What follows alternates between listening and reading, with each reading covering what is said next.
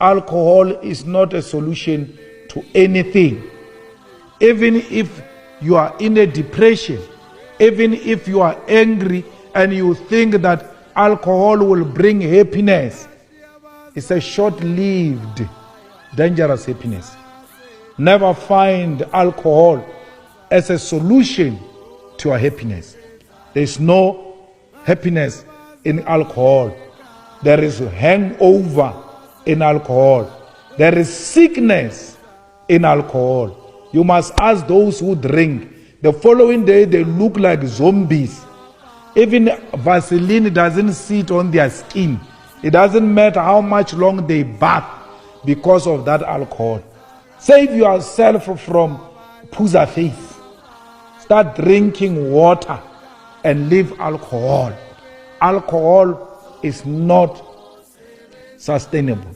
Sanibona, ngaphambi singene kwivideo namuhla, ngithi angithathe lethuba ngibonge isupport nothandeni esikhombise lona lingaphezulu kokucabanga kwethu. Siyacela niqhubeke nisupporte njalo ngokubuka amavideo ethu, ungakhohlwa ukucomment, ushare, ulike. Siyafisa ukuzwa umbono wakho. Sicela ke singene kwivideo namuhla. Alcohol is our problem in South Africa, shame.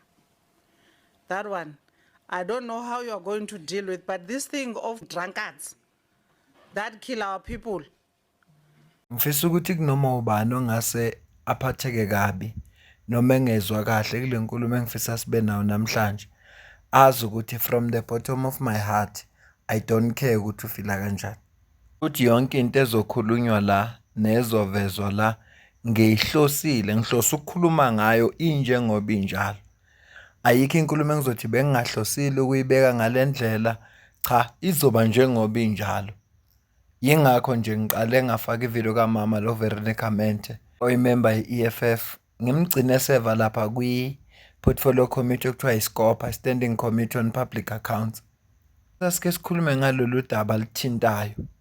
Ngithe uma ngena ku-TikTok ngazithela phe kwe-video interview ebikhona ku-Newsroom Africa, yavele yangiphatha kabi, yangonela usuku kanti bengijabulile.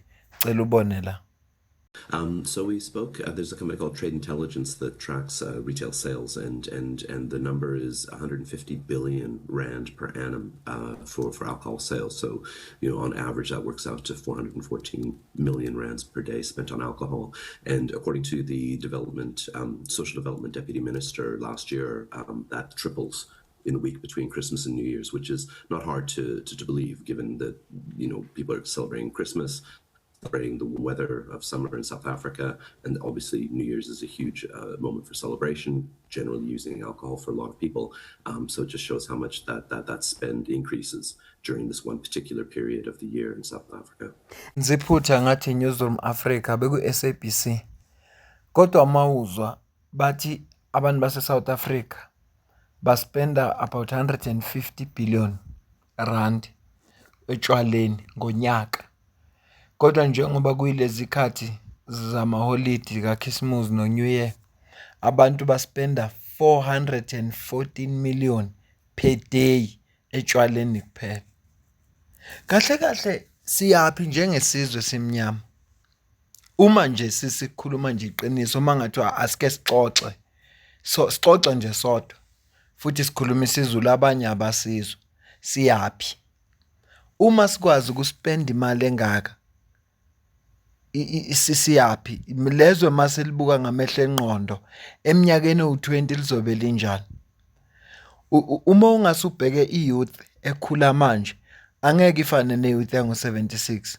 Uma ungasubuka iyouth ekhula manje angeke ibe nawo amandla noma kungafika luphi uhlobo lokucindezeleka ukuthi kuthiwa yilwe nesystem, ngenxa ukuthi izinikele etshwaleni ngendlela ehlula ukwenza. Ngifuna ukuthi sikwenze, asike sifundisane ngotshwala. Ngingabugxeki ngoba kungenzeka kuba uyabuthanda. Kodwa nje asike sifundisane ukuze sazi ukuthi kwenzakalani ngabo. Kunamavideo interesting engiwatholile mayelana nje notshwala. Ngicela uzwe la. There's no safe dose of alcohol. Alcohol kills brain cells. It's the universal solvent. And when alcohol goes into the body, the membrane around every cell in the body begins to dissolve. And so very quickly the liver creates cholesterol. Remember the repairer and the rebuilder, and the cholesterol is sent to hold that cell together. And after 24 hours, this membrane is now too rigid because the effect of the alcohol isn't as strong as when the person first drank it. So then the cholesterol is sent away. And what's happening to the cholesterol reading on that body? The cholesterol levels are getting higher and higher. Kone kungcono silanda udokotela lo kade umbona uBarbara O'Neill wase-Australia. Uyafundisa ke kakhulu kodwa nje mawumuzwa there is no safe dose of alcohol, and alcohol uyasho ukuthi ibulala ama-brain cells. Kusho yena. Ngithe ngcono silande yena ngoba yena udokotela. Mhlawumbe emakhuluma yena kuzozwakala. Kodwa kunevideo interesting kakhulu engiyibonile. Evideo izokuchazela umlando. Ngithe ngelinye ilanga masikhuluma ngodaba lwamabhoda ngathi kuyafuneka njengabantu base-South Africa sike sifundisane umlando ngoba ngiyacabanga ukuthi into eziningi zisele lapho. Funeka sazi ukuthi izinto mazenziwa zenziweleni, inhloso yazo kwakuyini. Funeka ke sifunde umlando ikakhulukazi wezwe lethu ukuze sizokwazi ukuthi lezi zinto ezenzakalayo zisho ukuthini kithi. Ngicela uzwe la.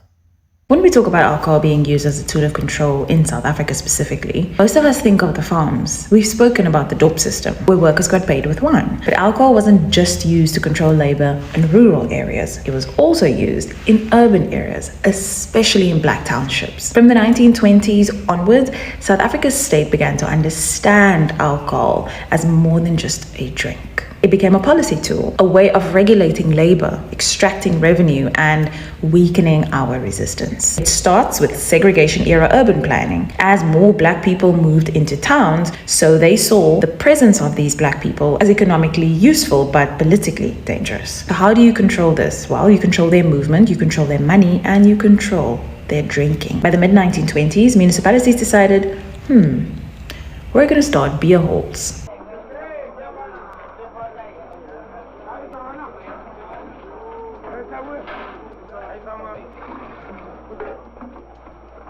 During off-duty hours, mine workers drink large quantities of thick, soupy beer of low alcoholic content made from corn. For this brew, they go to the government-operated outdoor beer halls.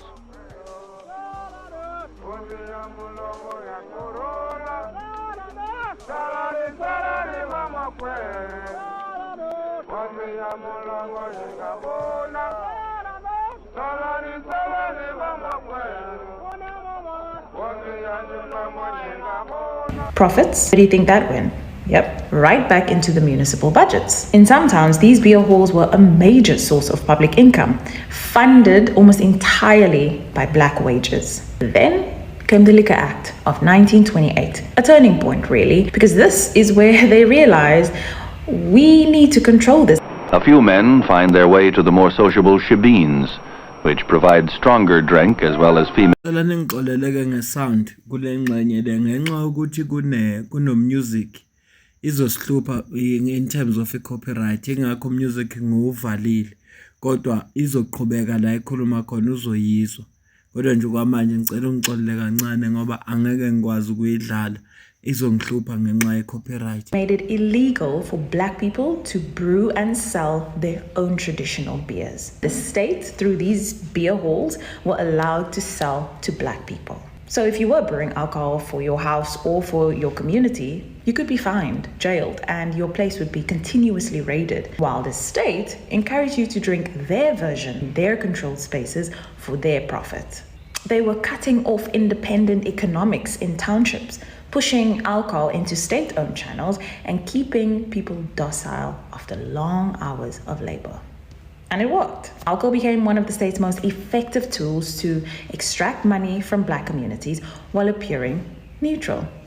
Sound familiar? In the next episode, we'll go a little bit deeper about the 1928 Liquor Act itself and how criminalizing culture itself became a tool for state revenue. Video lesibili usisakhuluma ngayo soyenza ngelinye ilanga sokhuluma ngayo ngelinye ilanga in the interest of time ngoba ngifisa ukuqhubeka nezinye izinto kodwa amaphuzu ebengifuna waveze usewavezile ukuthi abamhlophe babusebenzisa utshwala ezithuluzi lokucontrol abantu. Okwesibili nanokuthi basebenzise lona ukuthi bakwazi ukufanda, usho ukuthi le mali abakuholela yona uphinde ukwazi ukuyibuyisela emuva kubo futhi, ngoba abantu bamnyama kudala baqala ukuthanda utshwala. Angazi ukuthi isizathu kwakuyini ngalesa sikhathi, kodwa ke njengobuzwa la ukuthi bawenza kwaba umthetho, leyo mali leyo yona ebeyifanda omasipala, i-profit ebeyenziwa utshwala. Njengoba uzokuthiwa ukugaya umqombothi wenza kwaba illegal uma uzozenzela wena, kodwa afuna ukuthenge kubo. Khona engake ngakuzwa, ngazi ukuthi kuyiqiniso kangakanani, ukuthi intsha yango-76 yake yafika la ekhathazeka khona ukuthi hayi man, abazali bethu bahleli lapha ematshwaleni kodwa thina izwe licindezelekile. Ingxenye ecishe iveze lonto leyo uma ubuka iSarafina iyavela le phathi la bakhahlela khona utshwala emathaveni, ngakusasa basebeyadutshulwa. Angazi ukuthi kuyiqiniso kangakanani, kodwa sithi sizwe la inuka ingosiwe, futhi uyazi ukuthi umlando wethu uhlanekezelwe ngamabomu. So khuluma ngakho ngelinye ilanga ukuthi uhlanekeze, isizathu sokuhlanekezela sawo yini. Mhlawumbe mangijabulile, uma ngase ngijabule nje, ngizosifaka kuyo le video isizathu. Ngicela uzwe la. There is no national crisis currently for alcohol abuse and drug abuse in South Africa. And I can tell you now for a fact, substances exacerbate violence. A lot of the domestic violence cases, a lot of the cases that involve murder, a lot of cases where people just die on the roads because of an accident have to do with alcohol and drugs.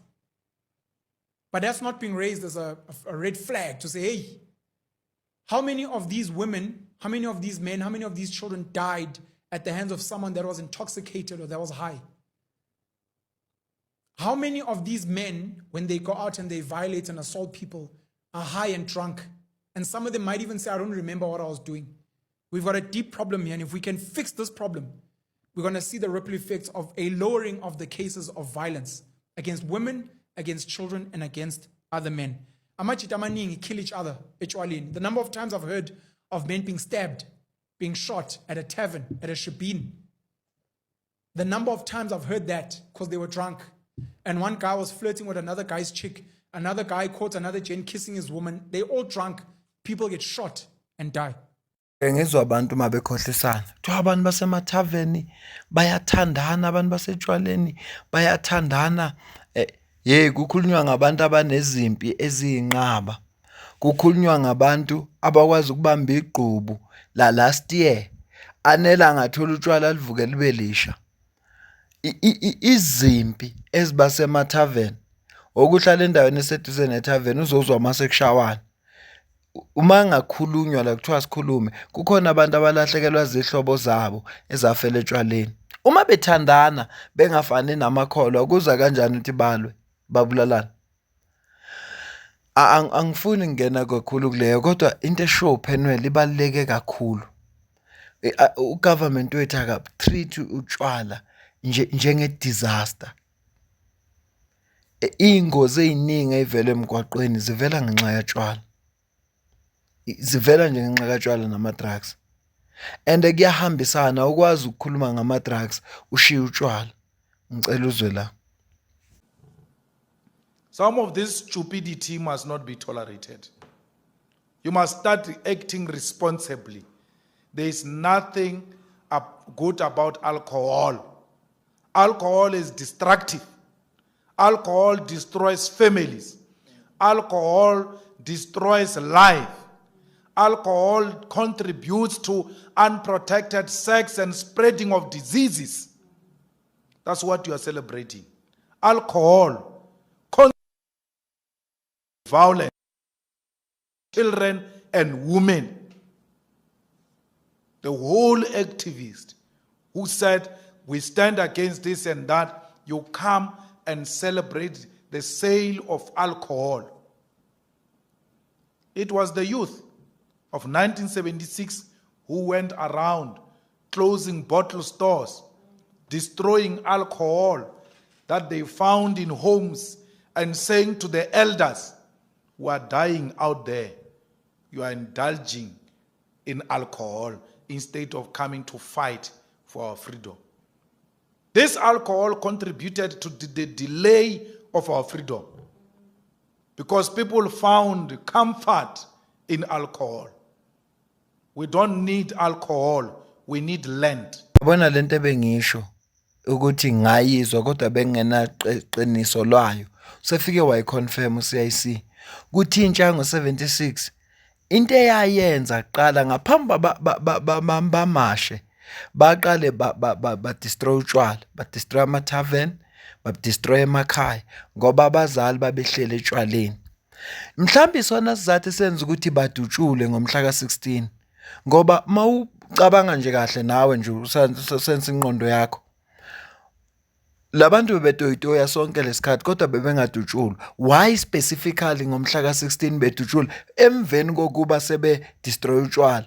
Yingoba ayisebona amabhunu nabamhlophe ukuthi no, labantu manje balwa nalento eyithuluzi lethu esilisebenzisayo. Uyamkhumbula usisi lo engiqale ngayo ukuvezela ukuthi utshwala basetshenziswa ezithuluzi lokucontrol abantu. Kwase kubonakala ukuthi lentsha le seyilwa nethuluzi ngqo leli esilisebenzisayo lokulwa nalabantu ukuthi behlezi becindezelekile. Bacindezeleke kahle egameni lenjabulo ngoba bona ngesingabo bathi bayajabula. Abantu futhi engikubonile abakwazi ukwehlukanisa. Abantu abakwazi ukujabula abathatha ukudakwa bakubize ngokujabula.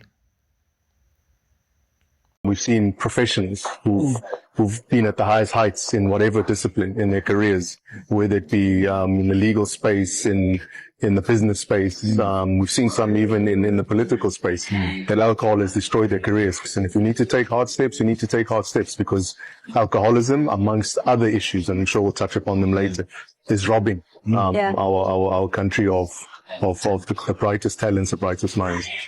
Mbuka isikhathi ngendlela esesambe ngayo. Le video siqala ukuba yinde lokho bengithi ngizama ukukubalekela kodwa ngifuna ukufaka yonke into kwivideo yodwa ngaloko ngenza ama video amaningi. Of course, that is together with drugs. Therefore, we want to emphasize that there is no safe amount of alcohol during pregnancy. No safe amount. You know, sometimes we get young women or those that are partying to say, if I just take a glass of champagne, because sometimes people think that champagne is less of alcohol than the other kind. But a sip of alcohol to a pregnant woman is just as dangerous as a full glass. So no amount of alcohol is safe at any given time when we are pregnant. Mesiwa ka healthy lo lapha KwaZulu Natal uNomakhukho Simelane nayo sahamba kulawo mazwe.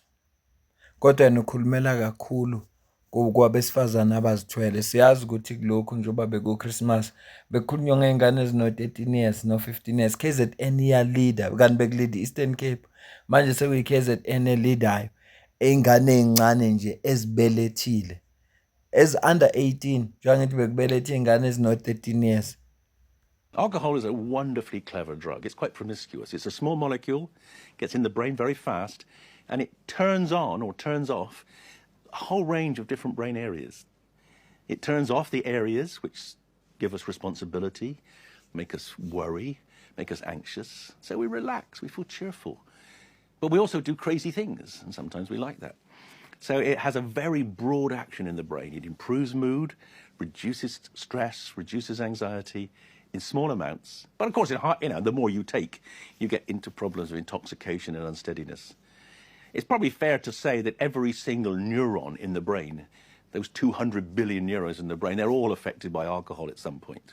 Bona labantu esithi bangama illegal immigrants nama Nigeria laba bathengisa ama drugs na zonke lento ezingalungile abaphuza utshwala basoba ngoba bayabona abantu base South Africa balele eminyakeni u10 bazobe beown indawo thina sobe sigqishe la emkhukhwini sihluphekile ngoba ukuhlupheka siyakuthanda ngikushilo kwaze kwevideo eyandulela le ngathi ukuhlupheka siyakuthanda thina ngazi ukuthi siphi lesivumelwano esasayina nokuhlupheka kodwa nje kukhona isivumelwano esikhona uthi yimi nje ongasazi.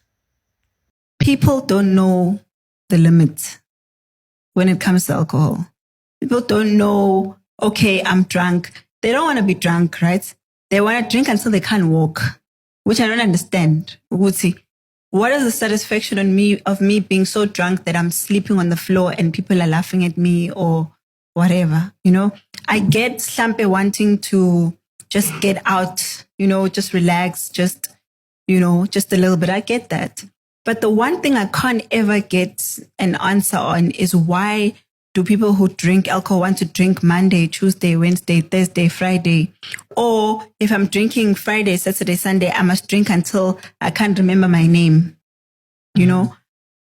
Then it doesn't speak to alcohol. It speaks of a bigger problem. Yeah. It speaks of people running away from whatever issues that they have. It speaks of people finding an escape.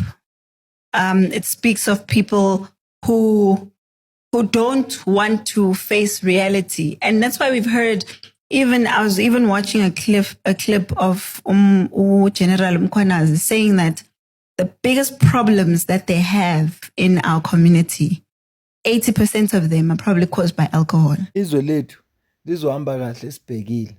Futhi ayisekho indawo engcono. Yazi kuqala kwakuthiwa hey yabona emakhaya kungcono, hayi manje kuwes. Emakhaya kuphuzwa ngempela. Baphuza ngisho isiqatha yonibiza ngandento. Baphuza ngisho ijuba kwezinye indawo kuthengiswa into ekuthiwa ichibuko. Kuphuzwa ngendlela ongakazi uzuyibona. Mina ngazi ukuthi yini le efikile ekuthiwa ikhona etshwaleni. Azwa kwabuza ubheka icela akaza ayithola impendulo. Uthi kanti yini lesetshwaleni? Kodwa nje izwe lethu lizohamba sibhekile ngoba sithina abantu base South Africa so besilibele utshwala. Laba besoba bebuka ukuthi bengenze njani ukuze bathuthuke. Bangene kumabhizinisi, baqashwe emsebenzini, impilo zabo zithuthuke zibe ngcono. Hamba ubheke endaweni lezi ezingamadolobha. Ubone ihlalo obani. Bese uhamba emkhukhwini ubone ihlalo obani. Thina abantu base South Africa siqishe emkhukhwini. Thina bala siqishe emkhukhwini. Bona bahlala le emafletini. Akusibo bonke abathengisa ama drugs. Abanye ingqondo yabiyaphila bayabona thina bangayenza South Africa ukuze baphile. Bazenzele imali, bathuthuke. Kunalokho thina into esiyenza kangcono ukudakwa nje bese sikhuluma ngayo yonke into engenamsebenzi. Into ehamba phambili kithi we value entertainment. Uma sesidakiwe bese sikhuluma ngayo yonke into engenamsebenzi. So liyahamba izwe lakithi. Kunje ngoba thina asifuni ukuvuma kodwa liyahamba izwe ngenxa katshwala nama drugs nokugembula. Engikhulume kancane ngokugembula. Ayikho ikhampani eyake yakhandwa ikhandela ukuthi ipha abantu imali, ayikho neyodwa. Ikhampani yonke mayakhiwa yakhela ukuthi izenzele yona iprofit. Ingakho ku-income statement ama salaries abalwa as expense ngoba izinto ezithatha imali ekhampanini. Ama salaries abalwa as expense ku-income statement. Abenza accounting bayangizwa ngithini. So iBetway, iHollywood, yini konje lokho kunye angazi nothini lokho kunye. Zonke lezi zinto zikhandwela ukuthi zizenze zona inzuzo ngisho lotho. So igambling yenye into ehlukumezayo umphakathi. Imali zegrant ziyaphela, ama 350 or 370 angazi ukuthi ukholwa malini. Leyo mali leyo iyaphela okufakwa lapha kuthiwa i-aviator noma ilento zokuspina noma ibhola noma zonke lezo zinto lezo zisibuyisela emumva ngoba zenza labantu bacebe while thina sihluphekile. Futhi ungakhohlwa ukuthi igambling addictive. Alcoholism in South Africa, before you even get to drugs, is our worst enemy. What's sad is we're in denial. Some of the most powerful people in this country, business and politicians, are the worst fucking alcoholics I've ever seen. Functional alcoholics. I was a functional alcoholic. Same. I was a functional alcoholic. Yet, because it's powerful people that do these things, they're able to hide behind how miserable you are when you do this. Trauma plays a lot as well. It's traumatic. I mean, I love it. I know where I'm waking up. I know what I said last night. I know what I'm saying now. What were you? Abathanda mazalo baba. ngoba uyasho ukuthi alcohol is our worst enemy. Sitha sethu esikhulu kabi tshwala. Buhlungu yonke lento esikhuluma ngayo namuhla. Yingakho ngithe mangiqala ngathi noma ubani ongasaphatheke kabi ngale nkulumo esinayo funeka azi futhi from the bottom of my heart I don't care ukuthi ufila kanjani ngoba lento ibulala izwe lakithi. Kusiza ngani sinesimizwa yakhe ekubeni thina izwe lakithi lifa. Kusiza ngani? Einsukwini ezedlule sikhulume ngengane ezincane ebeziphuza utshwala phambi kwabantu abadala. Ezincane ingane ezincane. So siphile esikhathini esinzima. Mawubheka njengakho ngithi aselibuka izwe lethu ngamehlo engqondo.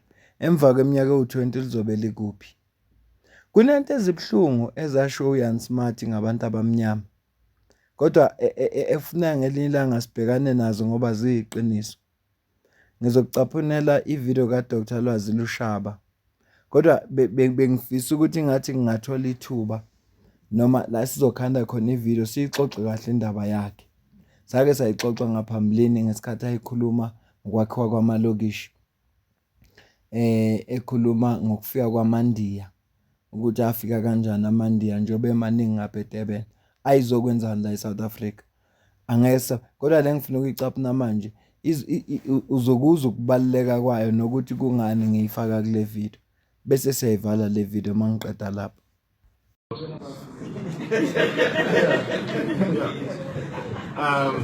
But be that as it may, so I'm going to simply jump to the conclusion and make one point about cognitive domination and try to define what it means. So cognitive domination simply means that those who colonize us, the white settler colonizers, or the white settler minority, has given unto itself the responsibility to craft concepts and categories with which we think about our own reality. So even to think about our own misery of being colonized, we have to turn to concepts and categories that have been given to us by the same settler colonial minority. Yingakho umlando wethu uhlanekezelwe. Yingakho lenkulumo le ekade show CIC ukuthi lama student avala ama tavern, a destroy ama bottle store, achitha utshwala. Ingeke izikhulunywe ngoba labantu laba ibona abahlelayo ukuthi kufanele umlando othinta thina ukhulunywe kanjani. Umlando nje othinta thina nanokuthi sasicindezele kanjani. Funa kube yibo abasitshelayo nabasihlelelayo. Bayibiza ke lonto leyo ngecognitive domination. Ibalekile lento ekhulunywa uDr Lwazi Lushaba la asiqhubeke naye. Kodwa nje bengithi ibalekile lento. Lesigaba nje sokuqala sibaluleke ngendlela eyisimanga. Ngoba senza ukuqonda ukuthi kungani umlando wase South Africa oqondile ungawazi ungakhulunywa. Yingoba kunabantu abathiza abazipha bona umsebenzi ukuthi kufanele kube yibo abazokhuluma umlando wethu. Uthi umlando wethu uzoya ngokuthi bona abafuna ukuthi ufuna ukukhulunywe kanjani. And there's no best way of demonstrating this than returning you for the last time to Lord Heile's, or rather taking you differently to a different study this time around. In 1929, coincidentally, Jan Smuts was the Prime Minister of South Africa, lost elections in 1924 when Herzog won.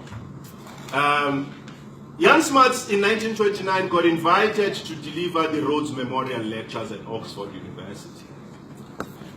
Now his object in those memorial lectures was the native question. He was called upon to answer the native question. Simply, the question was how best to dominate the natives.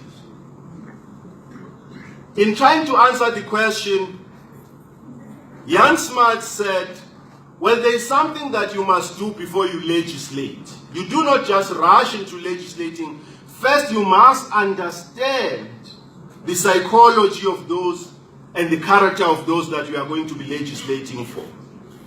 As he says, and I quote, "One does not begin by laying down laws good in themselves, but by investigating the fitness of the people for which they are destined to receive them." So Jan Smuts' point to his audience, to his erudite audience at Oxford, was that he can't just tell them what the laws that need to be passed in order to govern the natives are, but he says, first you must understand the fitness, you must investigate the fitness of those for which the laws are meant to receive them. And so he expends a lot of ink outlining the character of the native. And this is how he writes about the native. And I want to quote him, and that's where I will end. "The Negro and the Negroid Bantu form a distinct human type. This type has some wonderful characteristics. It has largely remained a child type, with a child's psychology and outlook. A childlike human cannot be a bad human. For are we not in spiritual matters bidden to be like unto little children? Perhaps as a direct result of this temperament, the African is the only happy human I've come across. No other race is so easily satisfied, so good-tempered, so carefree. If this had not been the case, it could scarcely have survived the intolerable evils which have weighed on it like a nightmare through the ages. A race which could survive the immemorial practice of the slave trader and preserve its inherent simplicity and sweetness of disposition must have some very fine moral qualities. The African easily forgets past troubles. This happy-go-lucky disposition is a great asset, but it has also its drawbacks. There is no inward incentive to improvement. There is no persistent effort in construction, and there is complete absorption in the present, its joys and sorrows. Wine, women, and song in their African forms. So even wine and women have their own African forms. Wine, women, and song in their African forms remain the great consolations of life. These children of nature have not the inner toughness and persistence of the European, nor those social and moral incentives to progress. It is clear that a race so unique and so different in its mentality and cultures from those of Europe requires a policy very unlike that which suits Europeans. This is Jan Smuts. Cognitive domination manifests itself in the fact that present-day University of Cape Town has a hall of residence named Jan Smuts Hall. It is not uncommon to find at UCT young black intellectuals, young students, wearing t-shirts or sweaters written Jan Smuts Hall. How would a person venerate or memorialize someone who thought so lowly about himself or herself? Thank you very much. Mina ngisazukuphawula lutho. Ngicela ukuzukuphawula kwakho la ku-comment section. Ngizwe wena ukuthi ubona kanjani. Kodwa lento ezasho uYan Smart ngathi zibuhlungu. Zibuhlungu ngempela. Uthanda uMasAfrika banomqondo ngathi zingane. Hey. Yane. Baphilela imanje. Khulunywa ngathi. Kodwa masubuka lama behavior lawo ungayivuma lento ukuthi hayi ngiyayibona. Ya ngicela ukuzukuphawula kwakho ngizwe ukuthi wena ubona kanjani kulo lonke lolu daba esilixoxa namhlanje. Ngiyazi ukuthi kudaba esingavamisile ukukhuluma ngalo ngoba utshwala into abantu abayithandayo. Mhlawumbe ngizokwenza ivideo yesibili kusuka ukuthi la iperforma kanjani. Akusekhona ama-video engingawafakanga. Kodwa manje ngibuka isikhathi ukuthi izobe sihambe kakhulu. Angeke kuze kulunge ukuthi ngenze ivideo ngale kwe-hour. Angeke kuze kulunge. Ngiyabonga kakhulu.